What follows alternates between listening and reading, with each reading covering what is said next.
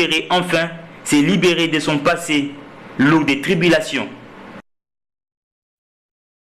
Avant de poursuivre cette édition, découvrons ensemble cette dépêche. Dans un communiqué publié le 29 juin dernier à Kinshasa, les organisations non gouvernementales, Reporters sans frontières et Journalistes en danger ont évalué les 50 ans de l'indépendance de la République démocratique du Congo dans les domaines de la presse. Pour les deux organisations, la situation de la liberté de la presse est alarmante dans ces pays, menacés de croupir en prison quand ils ne risquent pas leur vie. Les journalistes exerçant en République démocratique du Congo évolue dans un environnement extrêmement précaire. L'occasion est donnée de desserrer les taux pesant sur la libre information. La dépêche est signée Jean-François Julliard, secrétaire général des Reporters sans frontières.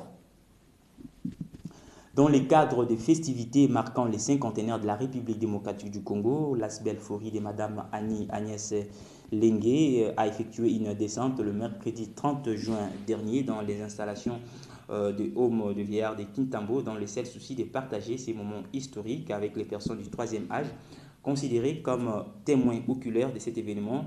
Dans leur jubilecière, ils ont apporté des dons à vivre, dont apporté dans le cadre de la charité. Le vice-président de cette association, M. Abdallah, nous livre ici ses impressions.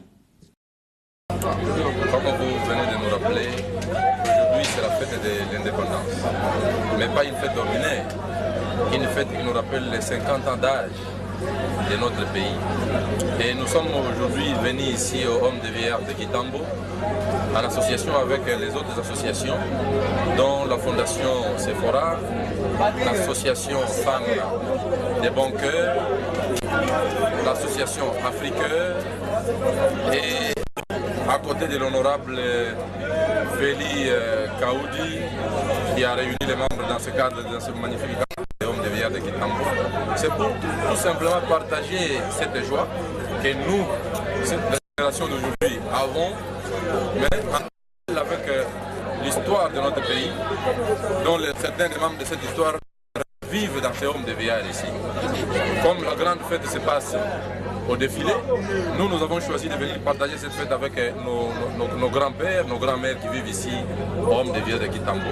Nous sommes ici pour venir laisser les petits dons que Fori a bien voulu donner, n'est-ce pas, à nos parents qui vivent ici au Home de Vieillard.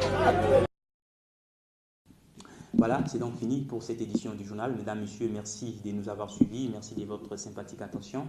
Le prochain rendez-vous est pris demain à la même heure. En entretemps, cette édition vous sera rediffusée tout à l'heure à 23h, demain 6h30 et 9h juste. D'ici là, portez-vous bien. Nous dédions ces journaux à tous les habitants de la commune de Maluku, précisément au plateau des Batéké, qui sont en train de nous suivre en ces moments. Au revoir.